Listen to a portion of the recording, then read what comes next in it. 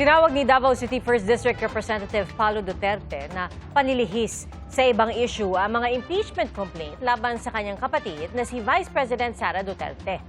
Hawak na ng Office of the Speaker ang tatlong reklamo. Ating saksihan.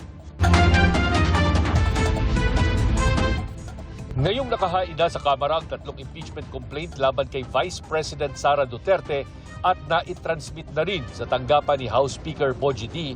Inaasahang maisasalang na ito sa order of business sa plenaryo. The moment it is done, yung referral to the Justice Committee after matalakay sa Rules Committee, then pwede na i-refer sa Justice Committee. At pag mangyari yan, considered na nga, deemed initiated na yan for purposes of the one-year bar rule. Pero sa gitna ng usaping impeachment laban sa Vice Presidente, may pahiwatig ang kanyang kapatid na si Davao City 1st District Representative Paulo Duterte na tila panlilihis daw ito ng issue. Tanong ng kongresista, nakalimutan na raw ba ang trilyong pisong anomalya sa flood control o sadyang pinalilimot ang issue? Noong una raw may mga investigasyon ng Independent Commission on Infrastructure o ICI, pati ang Senate Blue Ribbon Committee. Pero bigla na lang daw nawala na parang bula.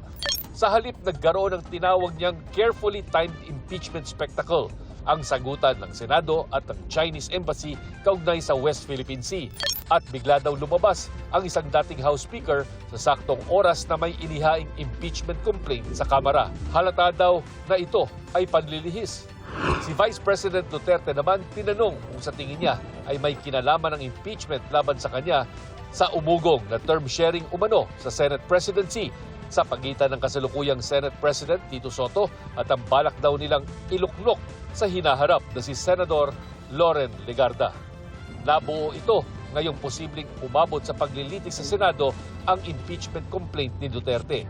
Nilinaw ng bise na wala siyang kinalaman dito. Mula naman akong nakakausap na senador sa term sharing. In fact, hindi ko na nga kinakausap yung mga senators. Kasi napapansin ko kapag merong kumakausap sa akin or tumutulong sa akin or kahit man lang nangangamusta sa akin ay binabanatan ng administrasyon. Pinafailan ng kaso, tinitreten, hinaharas. So, ang nangyayari sa akin ngayon ay hindi ako makikipag-usap sa mga tao para na lang maiwas sila sa init ng ulo ng administrasyon. Ganun din sa mga senators. Para sa GMA Integrated News, Chino Gaston ang inyong saksi. Mga kapuso, maging una sa saksi. Mag-subscribe sa GMA Integrated News sa YouTube para sa iba't ibang balita.